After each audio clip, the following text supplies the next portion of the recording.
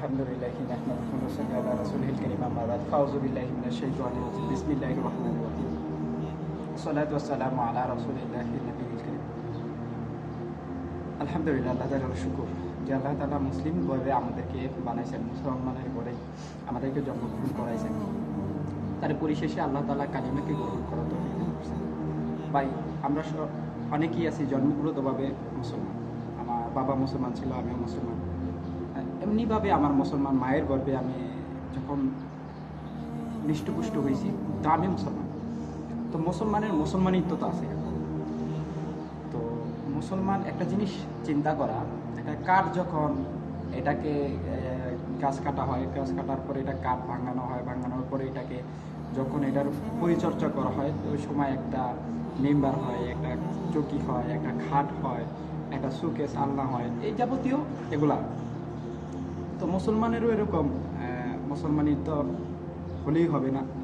মুসলমান হইতে হইলে তাকে নামাজে আদায় করতে হবে এবং আল্লাহ তাআলার যে হুকুমা হাকামগুলো আছে এই হুকুমা হাকামগুলোকে পালন করতে হবে 100%-এর 100%।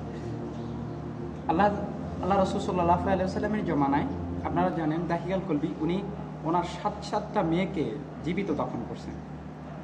তো এর পরিপ্রেক্ষিতে ওই সময় হযরতে বেলাল রাদিয়াল্লাহু তাআলা আনহু অনেক মজলুম ছিলেন, গোলাম ছিলেন, জন্মগতভাবে গোলাম ছিলেন, ওনার বাবাও গোলাম ছিলেন। ওই সময়ই আবু জাহেল খুব বিদ্যমান, পয়সাওয়ালা ছিলেন, ক্ষমতাধর ছিলেন। উবাই ইবনে কালব ছিলেন ক্ষমতাধর।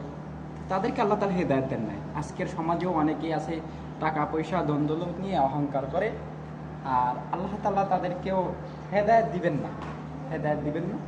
তো আমাদের হেদায়েত পাইতে হইলে আমাদেরকে যেতে হবে কোথায়? মসজিদে। কারণ একটা জিনিস চিন্তা করেন, আপনি যদিও ওই মসজিদে না যান 2 দিন আগে আর পরে আপনাকে যাইতে হবে। কিভাবে? আপনাকে দুর্বল এক খাটে করে নেবে, ভাঙ্গা এক খাটে। হ্যাঁ, এটাই বাস্তবতা, এটাই বাস্তব। তো আসলে আমরা নামাজের দিকে আহ্বান করি এবং নামাজের ইহতিমাম করি। আল্লাহ রাসূল সাল্লাল্লাহু আলাইহি ওয়াসাল্লাম বলেন এবং আল্লাহ সুবহানাহু ওয়া তাআলা বলেন যে 5 ওয়াক্ত নামাজের ইহতিমাম করবে আমি নিজ জিম্মায় তাকে জান্নাতে প্রবেশ করাবো।